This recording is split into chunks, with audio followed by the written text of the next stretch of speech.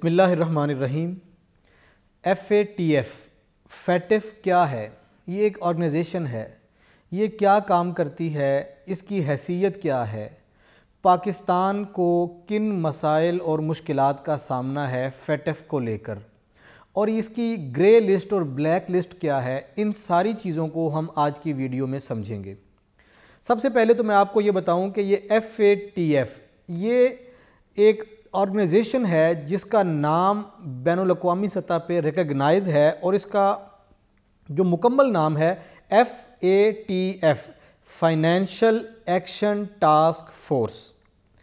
FATF یہ دنیا کے جو بڑے طاقتور ممالک ہیں ان سب کی منوپلی اور ان سب کی ملی بھگت سے ایک ایسا انسٹیٹیوشن، ایک ادارہ، ایک آرگنائزیشن بنائی گئی جو پوری دنیا میں ایک ایجنڈے کو لے کر چل رہا ہے۔ اور یہ FATF financial action task force کام کیا کرتی ہے؟ یہ پوری دنیا میں منی لانڈرنگ اور ٹیرر فائنینسنگ کو فوکس کر کے اس پر غور و خوض کرتی ہے، اس کا جائزہ لیتی ہے کہ دنیا کے کون کون سے ممالک ہیں جو منی لانڈرنگ میں ملوث ہیں، جہاں سے بلیک منی باہر دوسرے ممالک میں لے جا کر اسے چھپایا جاتا ہے، یہ کرائم ہے، وہ اس کرائم پہ نظر رکھتی ہے، اور ساتھ ہی ساتھ ٹیرر فائنینسنگ، دہشت گردی کے لیے فنڈنگ کرنے والے لوگوں اور فنڈنگ کرنے والے ممالک پر بھی نظر رکھتی ہے یہ آرگنائزیشن FATF۔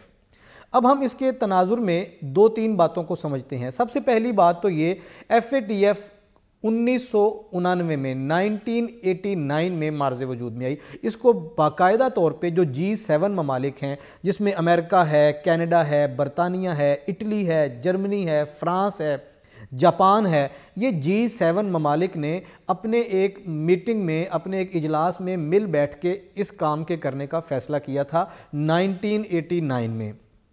تب سے یہ سلسلہ چل رہا ہے، اور پھر یہ سلسلہ چلتے چلتے وسیع ہوتا گیا، اس کا کینوس بھی وسیع ہوتا گیا، اس کا دائرہ عمل بھی وسیع ہوتا گیا۔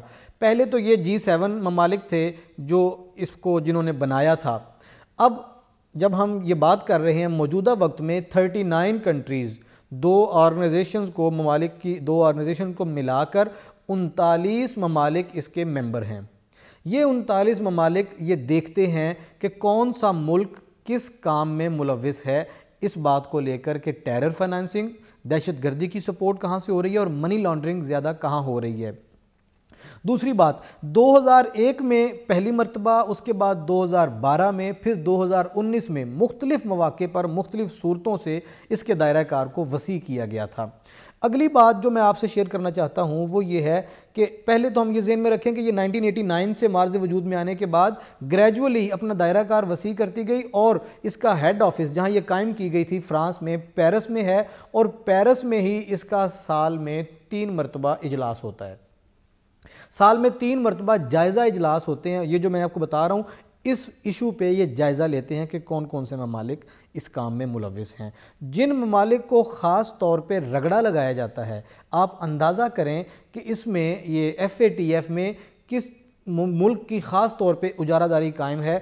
انہوں نے ایک جائزہ لسٹ بنائی ہوئی ہے۔ جب یہ دیکھتے ہیں کہ یہ ممالک ان کاموں میں ملوث ہیں، ان کو فوکس کر کے ایک لسٹ شامل کر کے اس میں بنا لیتے ہیں گرے لسٹ کے نام سے، جس میں ان کو ممالک کو انڈر آبزرویشن رکھا جاتا ہے۔ اور جب گرے لسٹ میں ان ممالک کو رکھنے کے بعد مزید غور و خوض کیا جاتا ہے، پھر اس کے بعد انہیں بلیک لسٹ میں دھکیل دیا جاتا ہے۔ آپ صرف ایک بات سے اندازہ لگائیں کہ یہ جائزہ کون لیتا ہے، کس ملک کی منوپلی ہے، کس کی اجارہ داری ہے، اور نشانہ کون سے ممالک ہیں۔ یہ سارے سوال آپ کو سمجھ آ جائیں گے صرف اس بات کو سن کر کہ ابھی تک FATF کی بلیک لسٹ میں صرف 2 ممالک ہیں۔ ایک شمالی کوریا ہے، دوسرا ایران ہے۔ شمالی کوریا اور ایران کے علاوہ پوری دنیا میں نہ کوئی ملک ٹیرر فائنینسنگ میں ملوث ہے، نہ کوئی ملک منی لانڈرنگ میں ملوث ہے FATF کے ضابطہ اخلاق کے مطابق۔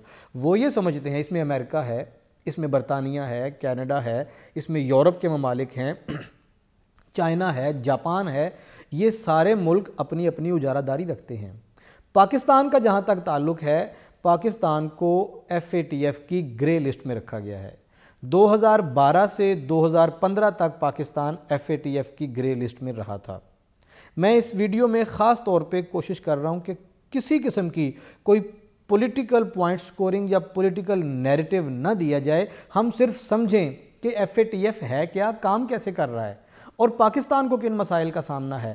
پاکستان کو 2012 سے 15 تک پوری آبزرویشن کر کے گرے لسٹ میں رکھنے کے بعد جب پاکستان نے ان کے مطالبے مانے, اب دوبارہ یہ صورتحال بنی ہے کہ 2018 سے آنورڈ آج تک ہم دوبارہ گرے لسٹ میں چلے گئے ہیں.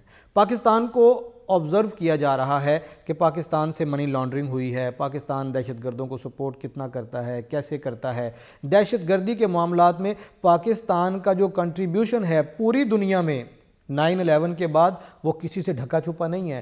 اور جو اس FATF کا مدار المہام ہے امریکہ, اس امریکہ کے لیے پاکستان کی کیا خدمات ہیں, خاص طور پہ وار آن ٹیرر میں, یہ بھی کسی سے ڈھکی چھپی نہیں ہے. اس کے باوجود پاکستان پر ایک تلوار لٹکائی رکھتے ہیں, ہر وقت گرے لسٹ کے نام پر پاکستان کو آبزرو کیا جاتا ہے. موجودہ حکومت بڑی پر امید تھی کہ اب ہم گرے لسٹ سے نکل آئیں گے 2 سال کی ایفرٹ کے بعد, اور یہ بھی سننے میں آ رہا تھا کہ 26 اور بعض لوگوں کے مطابق 29 ایسے مطالبات پاکستان کو دیے گئے تھے کہ آپ یہ لسٹ ہے, ایک ایک کر کے اس پر عمل درآمد کر کے دکھائیے. اس میں دہشت گردوں کو پکڑنا, ان کو سزائیں دینا, اور میں یہ جو دہشت گرد کا لفظ بول رہا ہوں اس میں پاکستان کی بڑی نامی گرامی شخصیات کا نام دیا گیا اور لسٹ ہمیں تھما دی گئی کہ یہ ہمارے کاغذوں میں دہشت گرد ہیں, انہیں پکڑو, انہیں سزائیں دو, ان کے ادارے بند کرو, ان کے بینک اکاؤنٹس منجمد کرو. پاکستان نے سارا کچھ کیا.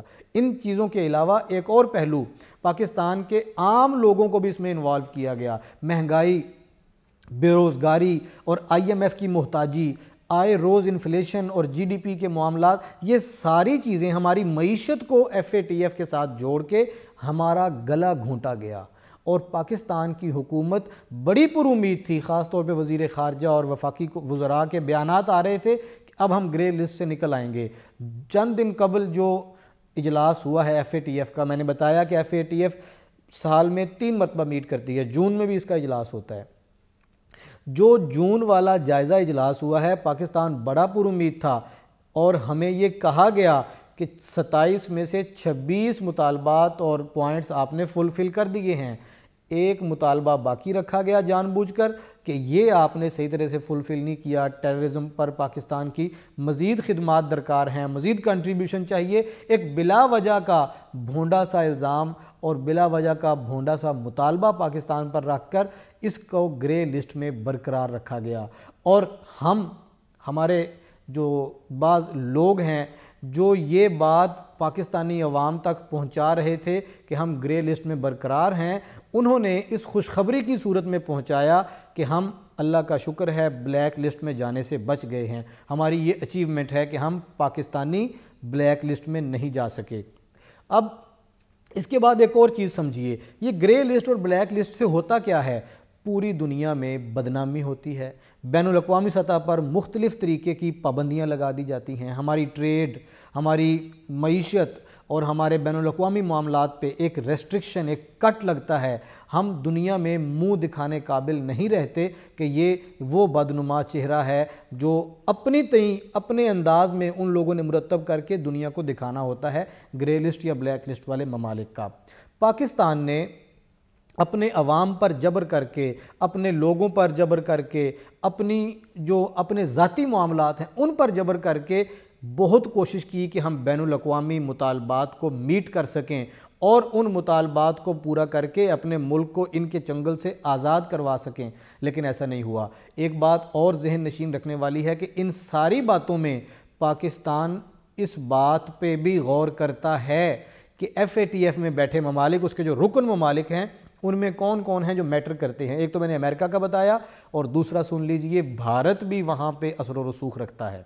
اور ابھی یہ کہا جا رہا ہے پاکستان کو گرے لسٹ میں رکھنے میں بھارت کا کردار ہے. جیسے ہم کہتے ہیں نا, ایک ہمسایہ جا کے شکایت لگاتا ہے, چغل خوری کرتا ہے, ناجائز تہمت اور الزام لگاتا ہے. بھارت نے پاکستان کے امیج کے حوالے سے بہت سی من گھڑت باتیں وہاں کیں اور انہیں انڈورس کرنے کے لیے دیگر ممالک میں لابنگ بھی کی.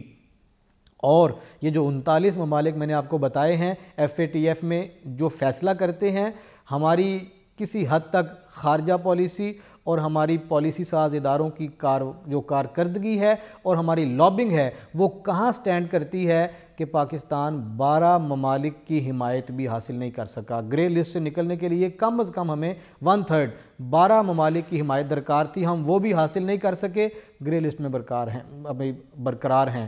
پاکستان اپنی خارجہ پالیسی کو لے کے، اپنے معاملات کو لے کے مزید کوششیں اب جاری رکھے گا، لیکن ہمیں یہ سمجھنا ہے کہ یہ کفار، یہ اغیار ہمیں ہر وقت اپنا زیر نگیں اور دست نگیں رکھنا چاہتے ہیں۔ اس کے بہت سارے معاملات، بہت ساری وجوہات ہیں، بین الاقوامی سینیریو ہمارے سامنے ہے، پاکستان کے ہمسائے میں جو ڈیولپمنٹس ہو رہی ہیں، اور خاص طور پہ سی پیک جو ایک گیم چینجر ہے پاکستان اور اس کی آنے والی نسلوں کے لیے، مستقبل کے لیے ایک ایسا گیم چینجر ہے کہ ہمیں ہر طرح کے فکر سے آزاد کر دے گا، وہ بھی ایک وجہ ہے کہ پاکستان کو دبوچ کے رکھا جائے۔ ہم ابھی گرے لسٹ میں برقرار ہیں، اب یہ FATF نے ہمیں دبوچا ہوا ہے، ہم IMF، ورلڈ بینک، ان ساری چیزوں سے تو آشنا تھے کہ وہ ہمیں کس کس طرح سے شکنجے میں رکھتے ہیں۔ یہ ایک نئی چیز ہے جس نے پاکستان اور پاکستانی عوام کو دبوچ رکھا ہے، ہمارے مستقبل پہ انہوں نے کٹ لگا رکھا ہے، ریسٹرکشن لگا رکھی ہے، چیک لگا رکھا ہے۔ ہم امید کرتے ہیں کہ اپنے اتحاد، اتفاق، یگانگت اور اپنی نیک نیتی اور اخلاص سے کوششیں کر کے اس سے بہت جلد چھٹکارا حاصل کر لیں گے۔